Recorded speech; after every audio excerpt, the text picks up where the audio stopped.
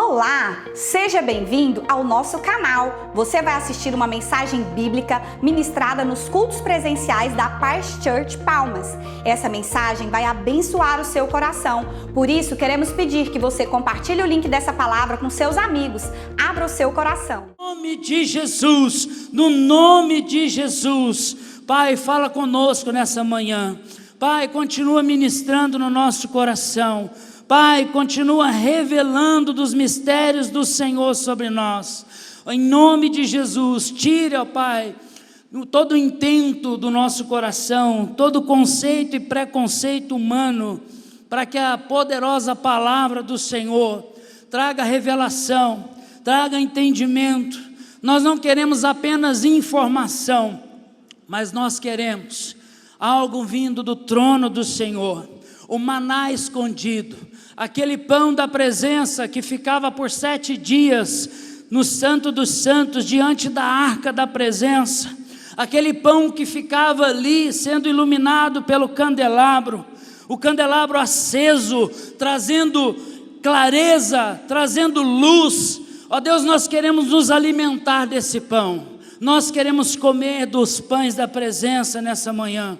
Alimenta-nos, ó Pai, alimenta-nos, Senhor, porque Tu és o pão vivo que desceu do céu, Tu és o maná escondido, Tu és o grande eu sou, Tu és o maravilhoso conselheiro, Deus forte, Pai da eternidade, príncipe da paz. Tu és Jesus, Tu és Jesus. Aleluia. Dê uma salva de palmas para o Senhor. Aleluia, glória a Deus. Pode ficar à vontade aí no seu lugar.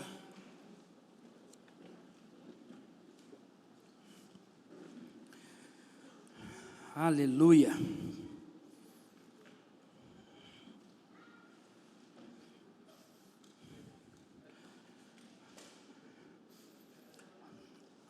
Glória a Deus.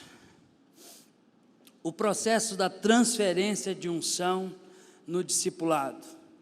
Nesses dias nós temos recebido essa direção do pastor Jackson de ministrar sobre discipulado, e recentemente ele trouxe uma palavra aqui falando sobre a transferência através da autoridade exercida dentro do discipulado, né? E ele falou sobre a autoridade de Moisés, sobre Josué, né?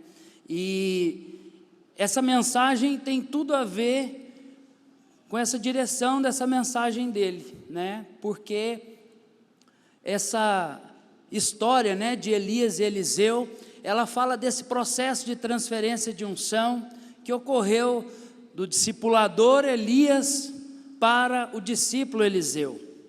Todos nós, na nossa caminhada cristã, sempre temos um Elias sobre a nossa vida e temos o desafio de desenvolver um Eliseu.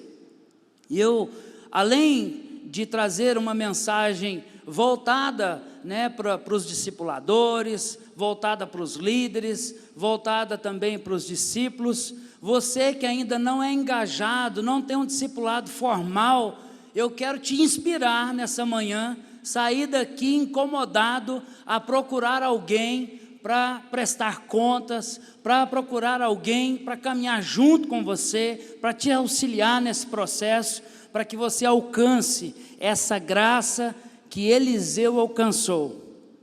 Segundo Reis 2:1, diz: chegou o tempo de o Senhor Deus levar Elias para o céu num redemoinho.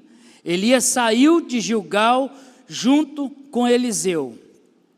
Então aqui começa o capítulo todo, ele narra uma fase do discipulado muito preciosa.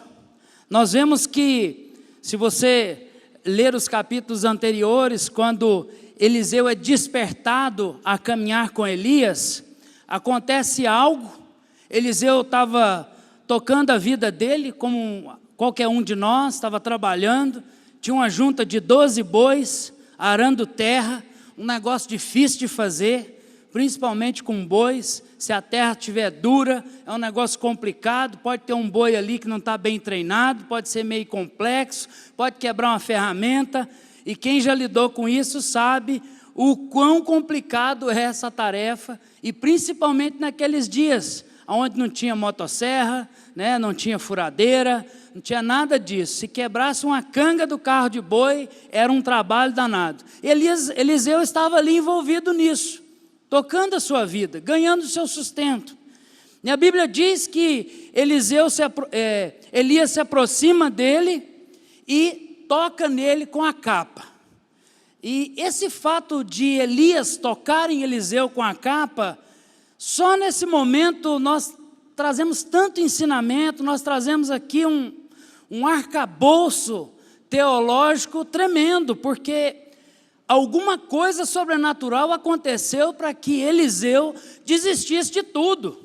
Desistisse da empresa, desistisse do negócio, desistisse do salário de 30 mil reais por mês, desistisse da família, dos amigos. Ele simplesmente pegou a empresa, distribuiu com os companheiros e vendeu as suas cotas, botou a mala nas costas, despediu da família e foi caminhar com Elias.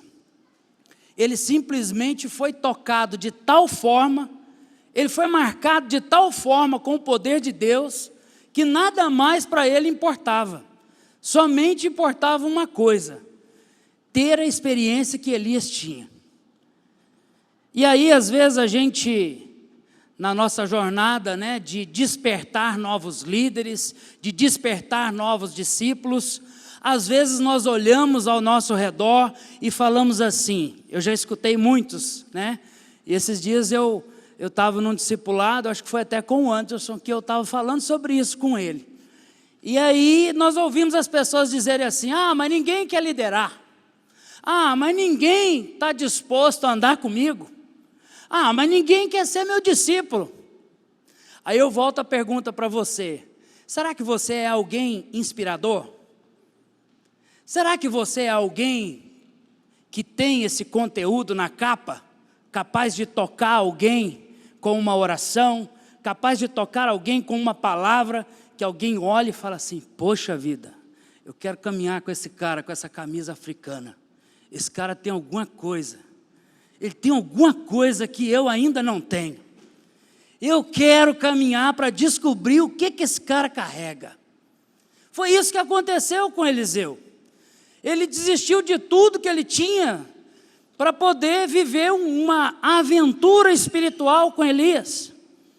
Quantos aqui são empresários, têm os seus projetos, têm as suas demandas, os seus sonhos? Podem aí, eu não vou dizer para você levantar a mão para dizer assim, não, eu estou disposto a abandonar tudo. Não, eu quero só que você faça uma autorreflexão, né? Nós temos aqui grandes empresários, tem ali o Marcelo, tem o Shimoto, né? Só faz uma autorreflexão, poxa vida, se eu fosse fritar o meu carro de boi hoje, né? Como é que seria? Como é que seria o amanhã, depois do churrasco com a carne dos bois? Como é que seria o amanhã sem a minha empresa? Como é que seria o amanhã sem meu cartão Black com limite de 150 mil reais? Como é que seria? Só pense, não precisa responder. Introdução, eu vou começar agora. Eliseu andou no anonimato com Elias por 12 anos. Durante esse tempo, ele foi purificado, rompeu limites, entrou na presença de Deus, foi reconhecido por Deus, passou pelo rio do Espírito e recebeu do céu uma porção dobrada. Em Marcos capítulo 4, verso 28, Jesus fala, através de uma parábola, né? A terra por si própria produz o grão, primeiro o talo, depois a espiga, e então o grão cheio na espiga. Aqui Jesus está ensinando que o reino de Deus, ele é construído por processo. Não tem como escapar do processo, né? Ele mesmo, sendo Deus, não usurpou ser igual a Deus, antes a si mesmo se esvaziou, se humilhou, tomando a forma de servo, veio, nasceu de uma mulher, como bebezinho, teve que crescer, passando por esse processo do anonimato, de ninguém o reconhecê-lo, era simplesmente o filho do Zé e a Maria. era simplesmente um carpinteiro que estava ali ajudando o seu pai no dia a dia. A Bíblia mostra Jesus com 8 dias sendo consagrado no templo, depois ele aparece com 12, lendo um texto das Escrituras, e Jesus some da Bíblia de 12 a 30 anos de idade. Ele fica uma janela, escondido. O que Jesus estava fazendo? Assim como Eliseu, a Bíblia não fala muito o que aconteceu nesse vácuo entre a unção nos carros de boi e depois a sua trajetória final. Por 12 anos, Eliseu andou com Elias sem fazer nenhum milagre, sem fazer nenhum sinal miraculoso. Depois, mais adiante, nós vemos um rei falando de Eliseu como alguém que era o auxiliar de Elias, ele lavava os pés de Elias. Ele simplesmente era alguém que estava caminhando debaixo de autoridade constituída, caminhando debaixo de alguém que tinha uma unção, que tinha um chamado, que tinha um propósito, e que ele queria aquilo que o seu líder tinha. E isso nos mostra, né, esse processo. E o foco dessa mensagem, nessa manhã, é destacar esse processo. Todos nós precisamos identificar qual é o processo de Deus nas nossas vidas. Não sei, alguns aqui são mais novos na fé, outros são mais antigos na fé. Isso não fala do tempo que você está na igreja, isso fala do discernimento espiritual profético que você entende ser de Deus para a sua vida. Se é um momento de avançar, se é um momento de recuar, se é um momento de parar. A Bíblia fala da tribo de Issacar, que eram os homens que discerniam os tempos. Eles eram a tribo responsáveis no deserto de identificar a nuvem de Deus. Eles é que diziam para Israel: olha, a nuvem está se movendo, é hora de levantar acampamento e avançar para seguir a nuvem. Isso fala de um entendimento espiritual profético de cada um de nós, de entender o tempo de Deus para nós. Tempo de entrar num novo negócio, tempo de fechar a empresa, tempo de abrir uma nova, tempo de reconstruir uma nova oportunidade. Isso em todas as áreas da nossa vida. Então, primeiro, a Bíblia diz em 2 Reis 2, 1. Passa para frente aí para nós, Patrick. 1 Reis 2, 1. Naquele tempo, disse o Senhor a Josué: faze facas de pedra e torna a circuncidar os filhos de Israel. Então Josué fez para si facas de pedra, circuncidou os filhos de Israel em Gibeate Haralote. Falei bonito aí? Gibeate Haralote. Disse mais o Senhor a Josué: hoje resolvi de sobre vós o opróbrio do Egito, pelo que o nome daquele lugar se chamou Gilgal, até o dia de hoje. Josué 5:2. Por que eu misturei aí Josué com 2 Reis? Porque 2 Reis fala do momento em que Elias e Eliseu saiu de Gilgal para irem até Betel. E Elias fala para Eliseu: fique aqui que eu vou até Betel, daqui a pouco eu volto. E Eliseu disse: não, tão certo como vive meu Senhor, eu não te deixarei só. Aonde você pisar eu vou estar junto. E Gilgal tem um significado muito precioso. Tudo na Bíblia tem um significado. Os nomes próprios na Bíblia, todos eles, sem exceção, têm um significado. Os lugares, os momentos, as festas, a roupa do povo judeu. Eu estou aqui com essa camisa hoje, me vendo que muitos estão assim: poxa, o cara está se achando um palhaço, né? Poxa, o cara é ridículo. Poxa, será que ele não tem Simoncol? Alguém não falou para ele que ele está inadequado? Mas isso é de propósito, tem um propósito. Tudo isso tem um sinal e símbolo, né? Já tem alguns anos que nós, vez por outra, mandamos uma oferta para a África. E eu tenho um sonho de conhecer a África, de passar um tempo na África, em missões.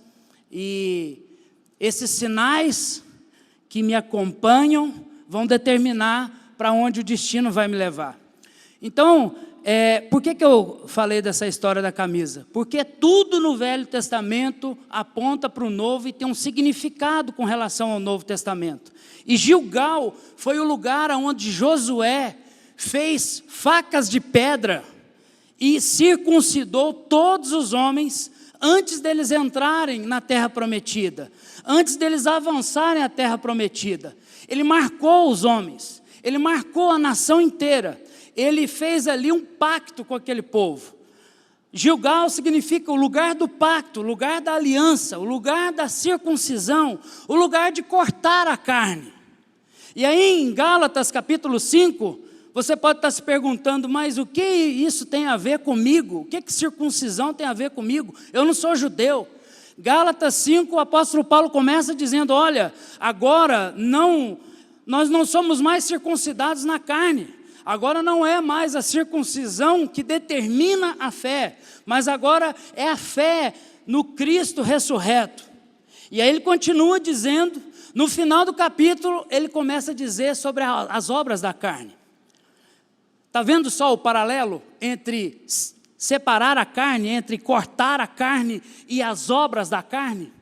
Ele vem dizendo que as obras da carne são porfias, intrigas, orgias, bebedices, glutonarias, adultério, fornicação, ódio, avareza e por aí vai. Eu não vou ler o texto porque nós não temos tanto tempo, mas o apóstolo Paulo diz que essas coisas são conhecidas e são as obras da carne. E aqui Gilgal fala do lugar aonde se deve cortar a carne. Eliseu saiu de um lugar de purificação, de um lugar de cortar a carne, de um lugar de sacrifício, de pacto, de aliança.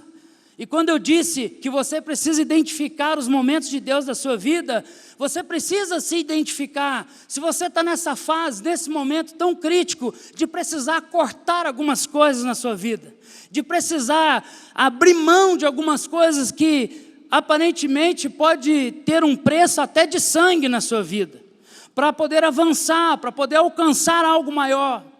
E Eliseu certamente estava pronto para isso, e ele então se dispôs, e no ponto 2 aí, só para a gente não se perder, para fazer de conta que existe uma didática muito boa, bem representada aí, em Gênesis 28, 15, estou com você e cuidarei de você, aonde quer que vá, e eu trarei de volta a essa terra. Não deixarei enquanto não fizer o que lhe prometi. Quando Jacó acordou do sono, disse, sem dúvida, o Senhor está nesse lugar, mas eu não sabia. Teve medo e disse, temível é este lugar, não é outro senão a casa de Deus. Essa é a porta dos céus. E deu o nome de Betel àquele lugar, embora a cidade anteriormente se chamasse Luz. Em 2 Reis 2:2, quando Elias sai de Gilgal, ele vai para Betel. Ele vai para esse lugar de encontro com Deus. Ele vai para esse lugar onde a manifestação dos céus viria sobre eles. Ele vai para esse lugar de experiência sobrenatural com Deus. Isso fala de uma nova etapa do discipulado.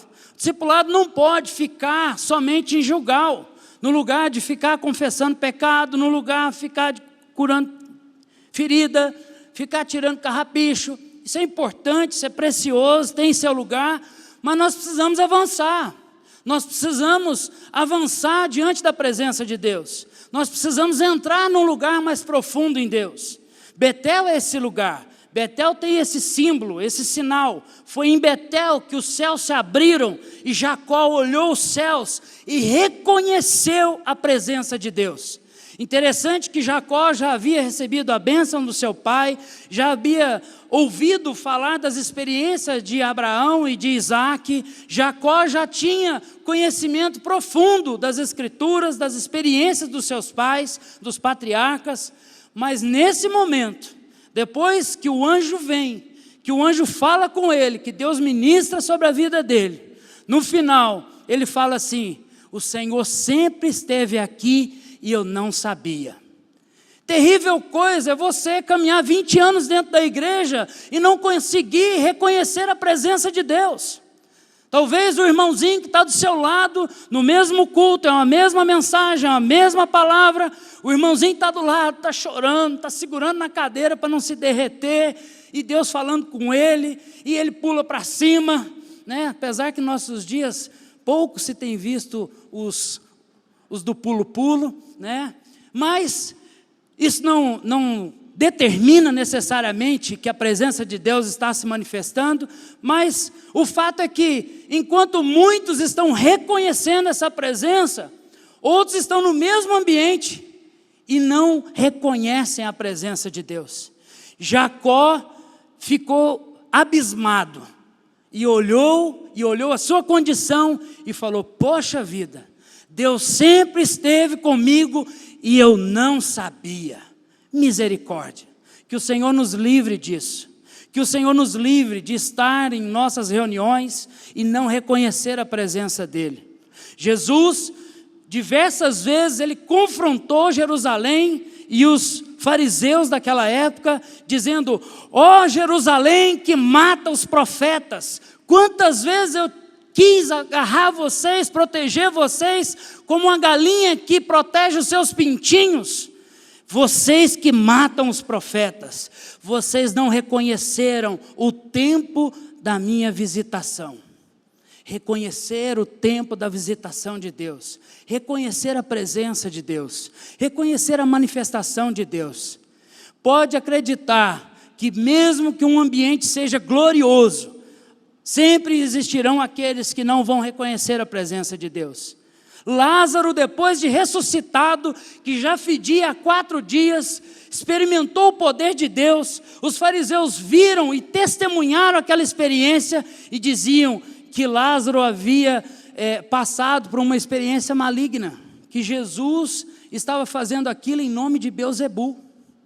Pode acreditar, sempre vai existir aqueles que não reconhecem a presença de Deus. E Betel fala desse lugar. Betel fala do lugar do reconhecimento. Nós precisamos sair do lugar do sacrifício, do lugar de cortar a carne e entrar no lugar do reconhecimento, lugar da presença de Deus, lugar da experiência com Deus, lugar dos céus abertos e Deus enviando algo sobre nós. Depois disso, ponto 3 aí, Elias, segundo Reis 2:4, e Elias lhe disse: Eliseu, fica aqui, porque o Senhor me enviou a Jericó. Porém ele disse: vive o Senhor e vive a tua alma, que te não deixarei. Assim vieram a Jericó. Eles saíram de Betel e foram para Jericó. Jericó, todos nós sabemos que foi ali a primeira grande batalha do povo de Deus quando entraram em Canaã. E Jericó tem esse símbolo muito forte das muralhas, um lugar de muralhas, um lugar de limites, um lugar de barreiras, um lugar de obstáculos. E no discipulado, cada um de nós tem um limite, cada um de nós tem um obstáculo, tem uma barreira, né? Eu vejo muito comum no nosso meio, não nos meus discípulos necessariamente, qualquer um deles pode pegar o microfone aqui e trazer uma palavra e fazer uma oração, eles já têm rompido esses limites, mas eu vejo que existem tantos limites, às vezes para fazer uma simples oração em público, existem tantos limites às vezes para compartilhar um texto que você leu no seu devocional, existem tantas barreiras que nos cercam e que nos limitam na obra de Deus, que nos limita às vezes até dentro do contexto da célula, que é um contexto caseiro, que é um contexto familiar. Nada deveria ser limite dentro da célula. Repita comigo: nada deveria ser limite dentro da célula. Sabe por quê? Porque a célula é o lugar da família, é o lugar onde você está à vontade, é onde você está de chinelinho, de bermuda, aonde você chega lá, está sentindo o cheirinho do feijão do anfitrião que está cozinhando lá, E aí, na maioria das vezes, ele acaba abrindo a panela dele e repartindo com a célula, né? Isso é muito comum no nosso meio. E por que então que existe tanta limitação? Por que então que o irmão fala, não, chama o fulano lá, pede para o Claudenilson trazer a palavra, ele é mais preparado, eu não. Nós precisamos vencer os nossos limites. E quem reconhece o limite é o discípulo. É aquele que está subindo os degraus. Você precisa fazer essa autoanálise aí agora, no seu lugar, e olhar para dentro de você e analisar aonde estão os meus limites. Qual é a altura dessa muralha? O que eu preciso fazer para alcançar lugares mais altos e derrubar essas muralhas? Eu preciso ler mais, eu preciso estudar mais. Existe uma diferença entre ler e estudar. A professora já está me olhando ali com rabo de olho, né? Existe uma diferença enorme entre estudar e ruminar. É mais fundo ainda, é mais profundo ainda. Quando você rumina, aquilo entra no seu espírito, e aquilo te marca por dentro, e te pega por dentro, e fica latejando na sua mente. Você está lá no supermercado, aquele negócio vem dentro de você. Fala, eu tenho que fazer isso, que Deus falou comigo. Deus está me incomodando para dar aquela oferta para o fulano de tal.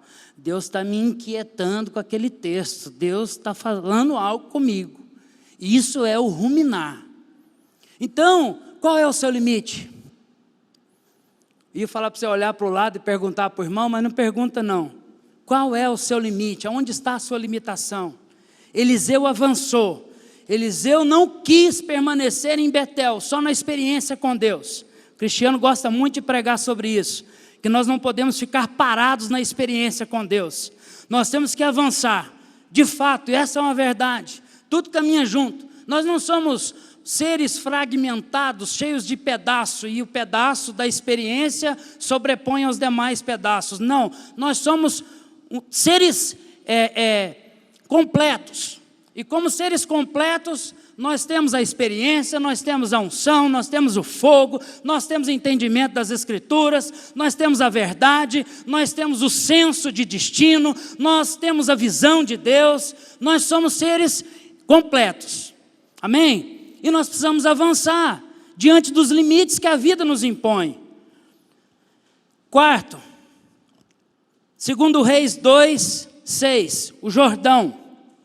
E Elias disse, fica aqui, porque o Senhor me enviou ao Jordão. Mas ele disse, vive o Senhor, vive a tua alma, que te não deixarei. E assim ambos foram juntos. Jordão significa lugar de beber, bebedouro.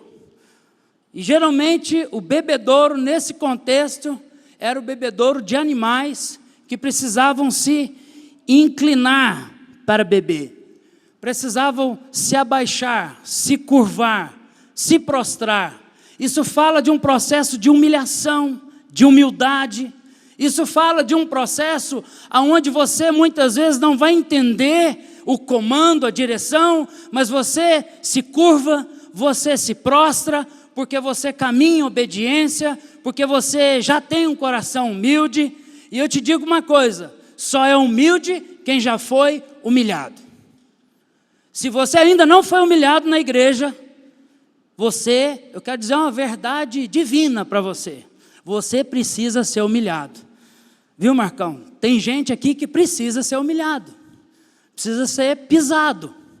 Porque está escrito, o grão de trigo caindo na terra, se não morrer, fica ele só. Mas se esse morrer, dará muito fruto. Ele vai brotar e vai dar fruto.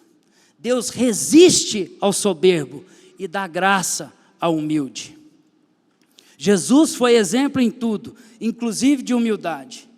E nesse processo, se você foi confrontado por um líder, se um líder falou algo que te desagradou, desde que não seja um pecado, desde que não seja uma direção maligna, mas se você ficou desconfortável e se sentiu humilhado, se for os meus líderes, eu peço perdão, mas se não for, eu te digo uma coisa, você precisa ser humilhado. Isso faz parte do processo de Deus para nós.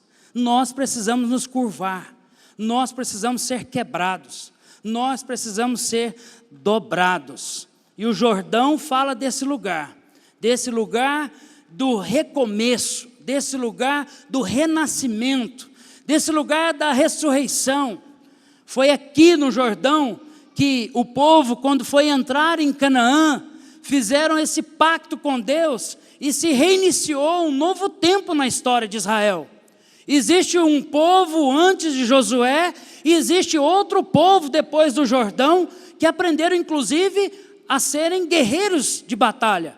O povo que veio com Moisés no deserto não tinha experiências com guerra, não sabia lidar com espadas, eles sequer forjaram espadas no deserto. Mas o povo que estava com Josué e que atravessou o Jordão, depois daquele ato, foi um povo que foi forjado em batalhas. Eu quero te dizer que você precisa ser forjado em batalhas. Guerras virão, dificuldades virão, pressão virão. Não pense você que assumiu a célula agora, que tem lá 15, 20 pessoas com você, aleluia, glória a Deus, Deus está comigo, Deus está fazendo, glória a Deus. Eu quero te dizer uma grande verdade, pode chegar um dia em que você vai se sentir reprovado, e você vai ter que fazer reunião só com o anfitrião. E aí nesse dia, como é que vai estar o seu coração? Aonde vai estar a sua espada? Aonde vai estar o seu espírito de conquista?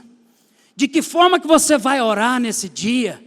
Você vai orar como um guerreiro que está possuindo a terra? Ou você vai orar como aqueles que estavam no deserto, que viviam de murmuração em murmuração?